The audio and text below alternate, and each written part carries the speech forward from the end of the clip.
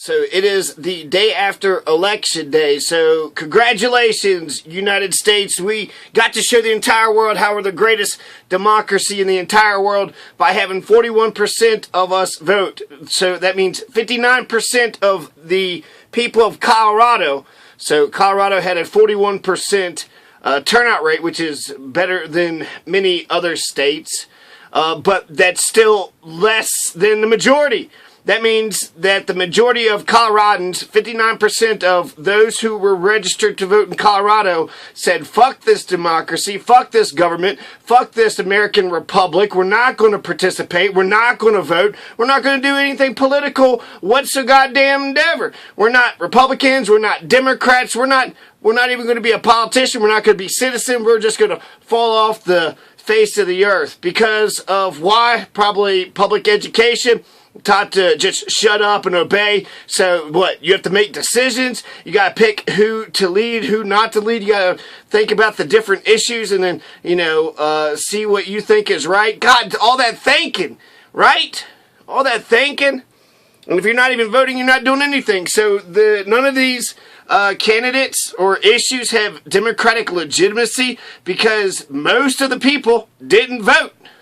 So Americans need to become Democrats and Republicans again. Americans need to become Americans again. Americans need to become socialist and capitalist again. Both. We need both. Okay? People who believe in republics and who believe in pure democracy, socialist and capitalist, they're together, right? We already figured that shit out. And Americans, that means what? To be proud, to, be strong, to stand up for what is right, the truth, justice, in the American way. So, it wasn't a wash last night. There was some good news. You had that Alexandria Ocasio-Cortez. She's a socialist. She's going to U.S. Congress, youngest socialist, youngest woman ever, something. So, she broke something. The first gay mayor, Jared Polis. This sets up for both Alexandria Ocasio-Cortez and Jared Polis to become president. Who on the political landscape is there? You got Tulsi Gabbard, Bernie Sanders, and now you got, Alexandria Ocasio-Cortez. Fox News probably shot themselves in the foot by elevating her up as if she was representative of this huge socialist wave that was supposed to happen. That the House is Democrat again, but nobody said anything about the Senate, so I'm assuming that it wasn't. They didn't switch both of the House, so there was a slight blue wave. It wasn't a tsunami, just kind of a gentle rain. There was Alexandria Ocasio-Cortez getting elected was fucking awesome. She's a badass woman. She's socialist. She's super genius too. Michigan is the 10th state to legalize marijuana. So elections do change policy. They've changed marijuana policy. So Michigan is the 10th state to legalize marijuana. So all the other 40 fucking states, what the fuck is your problem, you low-life pieces of shit? Don't y'all know what the fuck the difference between right and wrong is? Y'all don't know the difference between right and wrong, do you? So 10 states in the United States believes that you have a right to your own body. 40 states in the Union do not.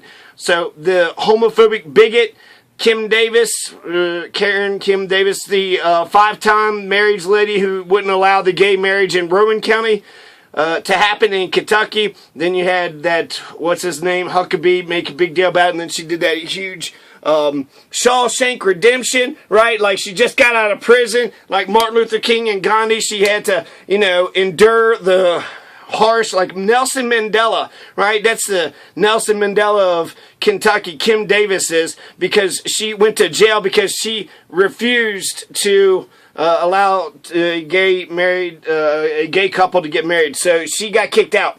She lost her election. Now, I don't know, after what, a 20-year term? So whatever, that's a good thing. So Kim Davis is out, Alexandria Ocasio-Cortez is in, Michigan has legalized marijuana, the House is Democrat again. So there are some successes there.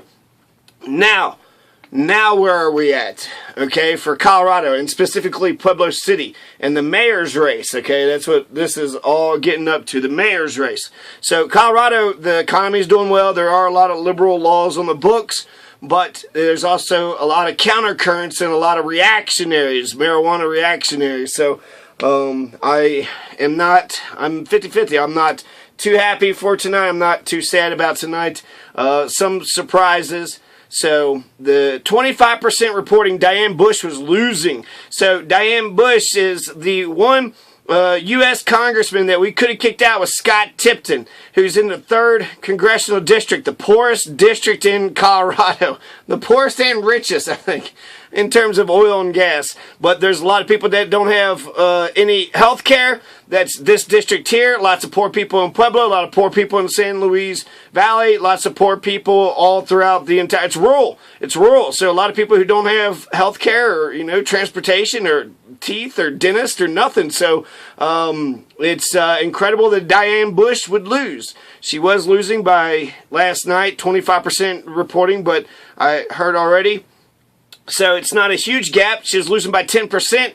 But it's disgusting enough. The one race that Colorado could have changed America, we didn't. So Colorado didn't change America for the midterm elections. The governor's race, that we might have chosen the next president. So maybe we actually, like I said, there's good and bad, right? So the next governor could be, or the president could be the first gay governor in all U.S. history, right? Jared Polis. So that was huge. That's major. That's probably the highlight of the night. But I thought Jared Polis was going to coast to this victory anyways, and so you could have had the entire state go along with Jared Polis. Jared Polis was for universal health care. I don't know if he was for it before I asked him, but I asked him specifically, look, if the national government doesn't do it, is Colorado? And then he started championing it and said, look, Colorado would be a great model example for the rest of the nation to check out. So we should try it first, and then, the United States could compare and contrast the different states to find out which one of the universal health care models is best.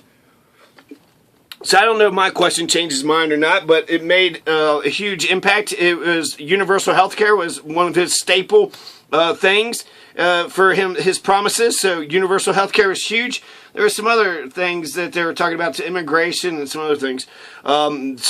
Stapleton he didn't think he'd make any traction. He just really didn't look the part anyways. So I didn't expect him to win at all. So that's good. This is good news. Okay, this is great. Jared Polis won. Jared Polis won. Diane Bush lost. So not a huge no blue wave at all when it comes to the federal government. So the governor of Colorado, got a gay man, but the one, Scott Tipton is still in there. So Scott Tipton survived the blue wave. Jared Polis, he is the next governor. He's also going to bring a Democratic cabinet with him. So Phil Weiser had won. Dave Young was winning last night. Jenna Griswold, this is another big exciting thing. So Willie Wayne Williams, I've given him some shit. He's actually a really good worker. He's implemented fair elections. There was all those different rules for open elections from the 2016. So he was able to implement all those fair elections, give people both ballots, and then they could vote one or the other. He was wrong on the Electoral College vote, though. Somebody wanted to, vote who they want to vote for, and he, ruled against him or, provided some kind of shenanigans. But Jenna Griswold won. So the blue wave has knocked out a very capable and probably, one of the hardest working Secretary of States that I've ever encountered. So that's hopefully Jenna Griswold. She's got some big shoes to fill. I hope she doesn't take her job for granted, because that's amazing. Willie Wayne Williams, this whole election happened because of Willie Wayne Williams, and now Willie Wayne Williams isn't even going to be in office come January 1st. So, thanks for a fair election, Willie Wayne Williams. That's how you know he was a fair man, because, he had an election where he lost.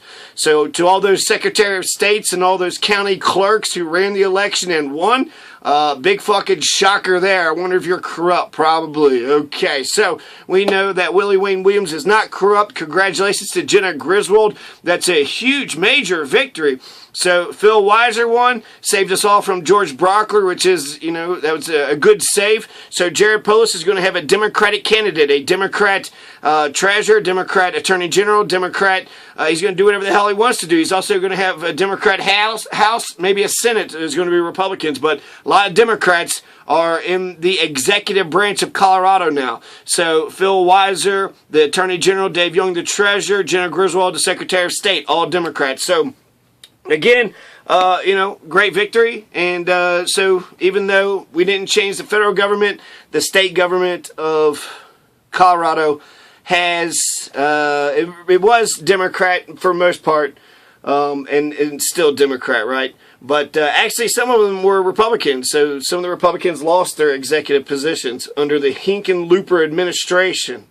So, now, right, we're at Pueblo City mayor. Now, I probably should go back and redo this, but I'm on a roll here, okay? So, there's some successes, some, clear losses too, right? So, Diane Bush losing is a clear loss. All the Democrats winning is a clear victory. Now, when it comes to the city and county of Pueblo, Pueblo has a reputation. It's not Denver, it's not Colorado Springs, it's not Boulder, so it's kind of the poor man's city in Colorado. It's also got space, and a lot of low-income people live in Pueblo City, and so it's got a reputation for being a Hispanic working-class town. It's a Hispanic working-class town, so therefore lots of Democrats, lots of progressives, and so progressives all over the place. It's not true. So it's not true whatsoever. I don't really see much of, any kind of policies one way or another, but it's not progressive. It's not liberal. I mean, I think it's right-wing. I think it's very right-wing. I mean, if you have no policies, you're a tyrant, right? So that's just right-wing fascism. Just kiss, the guy's ass, whoever's in charge, just kiss his ass. The city manager, right? AKA the appointed mayor.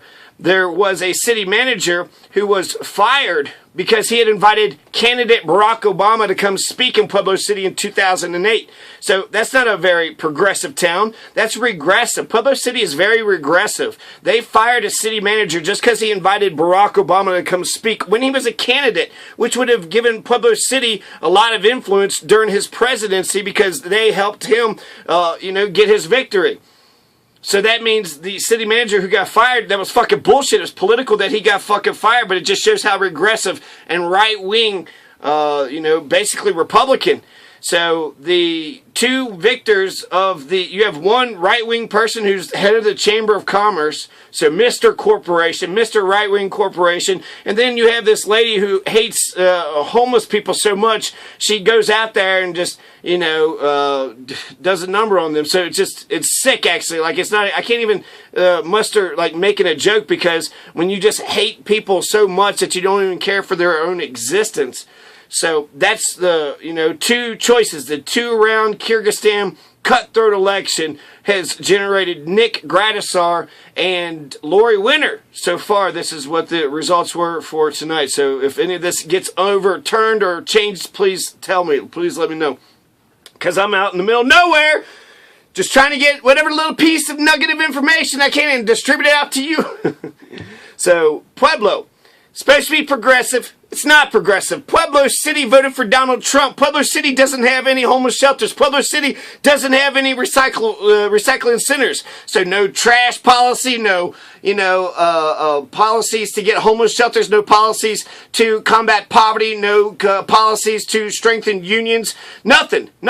This is not a progressive town. It's a very right-wing, regressive town.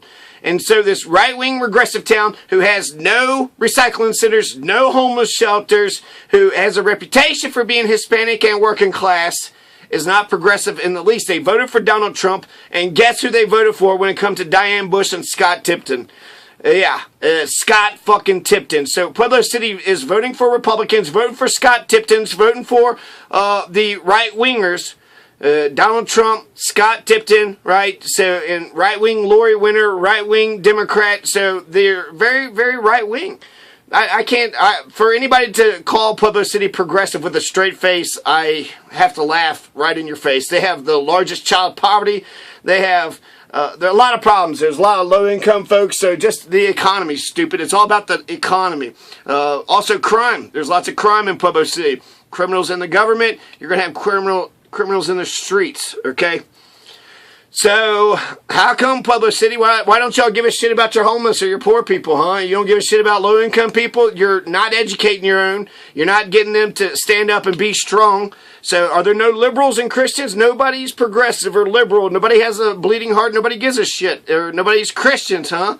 You'd rather just sit on your, on your ivory tower, just looking and laughing at everybody as if, like, you're detached from this entire fucking charade, this shit show charade that we call life. So, yeah, that's what we're going to do, right? And even you could even have a callous homeless policy, right? But it's not any homeless policy whatsoever. So, there's no liberals or Christians that live in Pueblo. So, who are the two picks? Nick Gradisar and Lori Winter. Let's talk about them two for a quick second. So, who are these two folks? There's 16, there's 32, then there's 16, and now there's 2.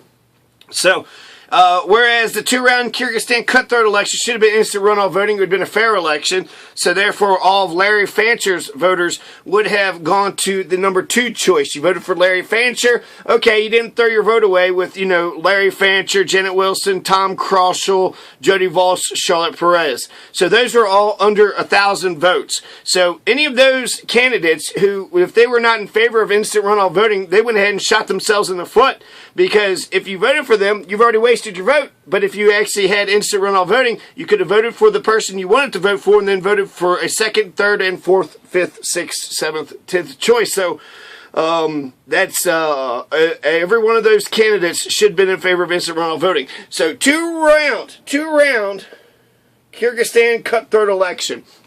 Let's just talk about the numbers, okay? So far, you have Lori Winter, who's a total psycho. I think she's a psychopath, okay? So, there's a 61-year-old that got ran over by a car. She didn't push that man out into the car, but her policies is pushing everybody into the street to die. And she doesn't care about the poor. She doesn't care about the working class. She has, is there any chance whatsoever of the Democrats, though, having a war on poverty or strengthen the unions with the Employee Free Choice Act? Yeah, right. You're for the unions, right, Nick Gradisar? If you're for the unions, then you would pass the Employee Free Choice Act so that way every single corporation could unionize if they wanted to.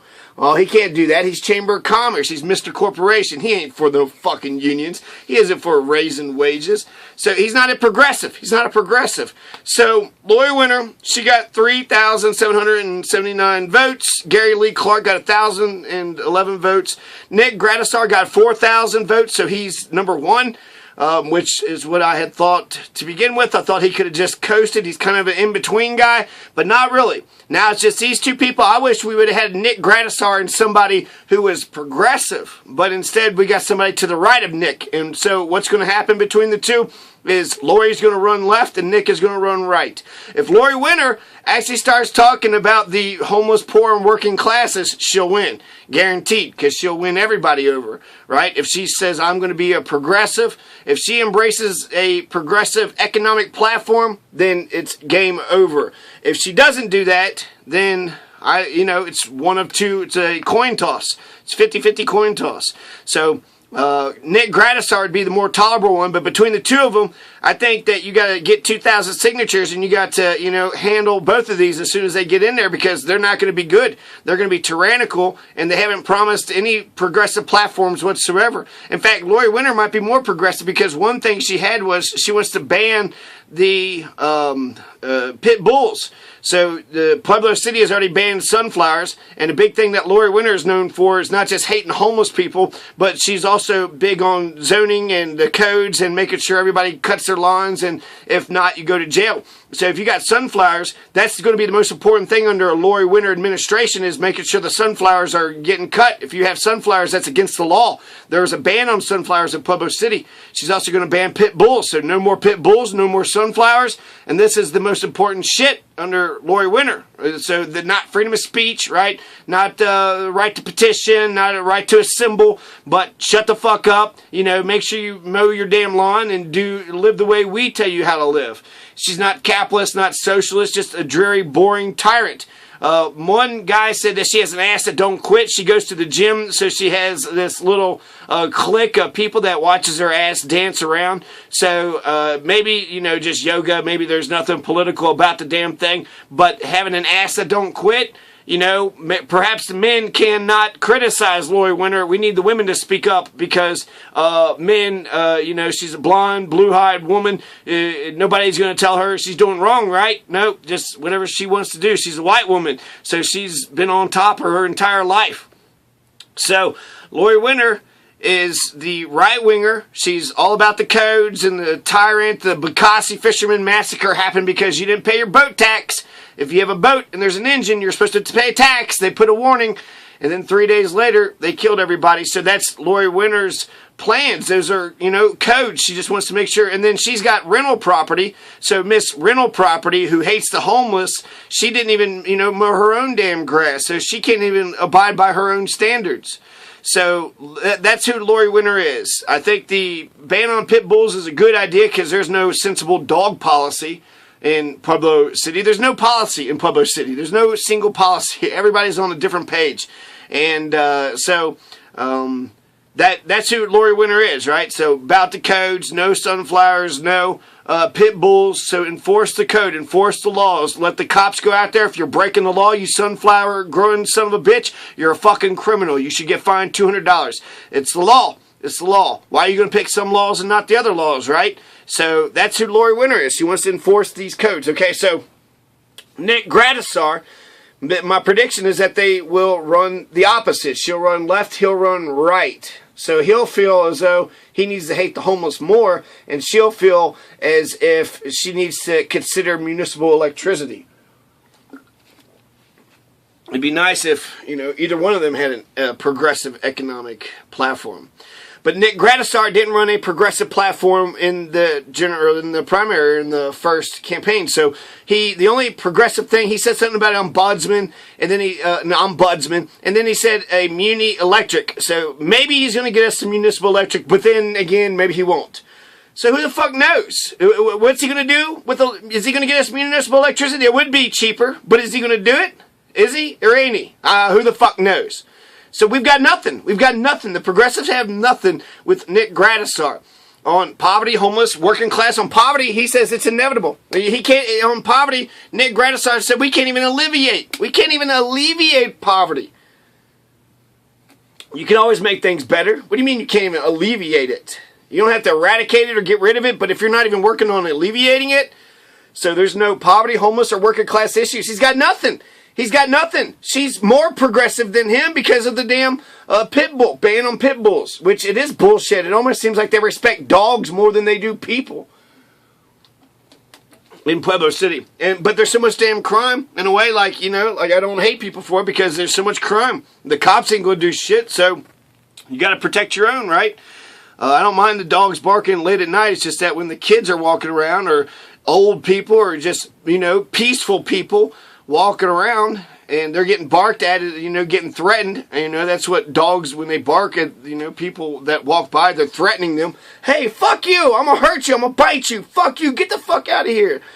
Which would be crazy if a person was sitting there doing that. But with dogs, we just say, well, that's okay. Nah, that's fine. Some people are just pieces of shit we just want to bark at. We just allow the dogs to bark at anybody, whoever they want to. So, Nick Gradisar, my prediction about Nick Gradisar was correct. He was able to coast into victory. He gave speeches. He went around shaking hands. So he did some political stuff. But he had no, platform. He's not a progressive. He was an insider, outsider kind of guy. So he got the mayor thing, but he did it as a citizen. So he was able to get Lori Winter to put the mayor on, but then she stepped down. So they're both good old boys in terms of having lots of friends around there. But they're both good old boys. So I think it's important. He's Chamber of Commerce. So that's the most right-wing person in Pueblo City. He loves corporations, big businesses. He would never pass an Employee Free Choice Act for Pueblo City because that would actually strengthen unions across the board. He doesn't want to strengthen unions across the board. Not real working class unions. Maybe government unions, police unions, fire unions, but not the working class unions, or even everybody deserves a chance to be part of a union. The Employee Free Choice Act would do that. But again, like Obama, none of they're not progressives. They've been selling progressives out for decades, thinking that they could just say absolutely nothing. And that's, all we get. If we don't demand anything, we'll get exactly what we demand. We won't get any more than what we demand. So we will always get less than what we demand. So if we demand nothing, we will get, that's exactly what we'll get. So, if Gradisar loves unions, pass the Free Choice Act, employee EFCA. If he doesn't, then shut the fuck up. He's not a progressive. He's not an economic progressive in the least bit. He has no war on poverty. He's not doing shit for the working class. He's all about the middle class. He's a Democrat, So at one time, his father might have been a union man or something. I don't know where the fuck he got to become a Democrat, but he is a regressive, conservative Democrat. He's Chamber of Commerce. He's Chamber of Commerce. He's big corporate man. He's right-wing, big corporate man. This is where the mayor was actually formed out of the Chamber of Commerce office. So the fact that Lori Winter is the opposer, so we have one regressive Democrat versus a regressive Republican. So no matter what, Pueblo is going to be regressive. I don't see them changing any of their promises or their platforms or saying actually anything. None of these assholes say anything. They just bullshit everybody. Lori Winter, a strength that Lori Winter has is that she's able to take a stand on different issues. So she could actually end up beating Nick Gradisar, which would be unfortunate, because I think I could stomach Gradisar if I was forced to choose between one of these two. I don't live in Pueblo City, thank God. Not anymore. I tried Pueblo City for about 2 fucking years. So much crime, and nobody gives a shit. Everybody's a bunch of fucking psychos. So that's, thank God that I'm not going to... But I wouldn't wish a Lori Winter on the people of Pueblo. I wouldn't wish a Lori Winter on my enemies. I think it'll do a lot of damage. But then I think also by putting a Democrat up there that's also right-wing conservative will do damage too. So I think that immediately, the day after the election is when the important work of governing begins. So this is the time that it matters to speak up and say what does this mean? What does this election mean? And then make sure that, the things that we like, that we keep those things going, right? So the things that we voted for, that's what we wanted. So therefore the people in power need to listen to it. They could ignore all of it. They can ignore all these issues and not give a shit. So, yeah. My prediction is that Nick Gradisar won't run a progressive campaign. He won just by promising Muni Electric a half-assed promise, which who knows if he'll even fucking do that. Lori Winter hates the homeless, but he's Chamber of Commerce Corporation, so on economics, they both lose. And they'll have to come up with cultural issues. Maybe that fucking pit bull thing will, be a big thing. Maybe she'll start hating gay people in addition to the homeless. If she hates the homeless, she hates the poor, and working class probably, get thrown under the bus too. So working men and women don't stand a chance in Pueblo City under a Lori Winter. Mostly low-income folks live in Pueblo City anyways. So I just, I am disappointed and very saddened by the election of Chris Wiseman. He beats Zachary Swearingen by 4,000 votes. Pueblo Chieftain actually endorsed Chris Wiseman, which made me doubt my choice. But if both the Pueblo Chieftain and me agree on something, then that's probably a good thing. Chris Wiseman. And so the Pueblo County stays Democrats. We got 3 Democrats in Pueblo County as county commissioners. So the county is Democrat. The city looks like it's probably going to go to Lori Winter. I think Lori Winter's going to fucking, because she's a good politician. She's robust. She put all those signs out. People are sitting there. Other candidates are like, oh my God, that's so dumb. Why are you wasting money on the signs? Well, she just become the fucking mayor. So you stupid fucks sitting there laughing about signs. If you know any goddamn thing about fucking campaigning, what's so fucking ever? Randy Thurston got 1912, Atencio got 1925, Flores got 2369, Nickel got 3694, Noraki got 3645, and Gradisar got 4021, Lori Winter got 3779, Charlotte Perez got 807, Jody Voss 672, which is disgusting.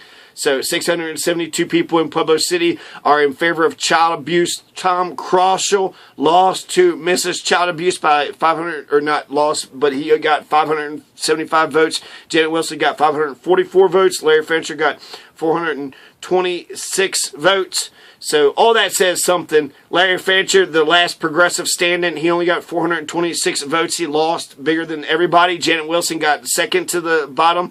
To the last place, Charlotte Perez ended up beating Jody Voss, Tom Croschel, Janet Wilson, Larry Fancher. All of them were absolutely insignificant, though, compared to the big 1,000-vote gainers. Gary Lee Clark was pretty impressive because he at least broke the 1,000-vote margin. And so all that, it's impressive enough for Charlotte Perez that she got 807. I hope that she doesn't just become a perpetual, just a person who runs all the time just to be running. If I get into a campaign, I'm going to win. So I'm not just running for, because I have nothing else to do.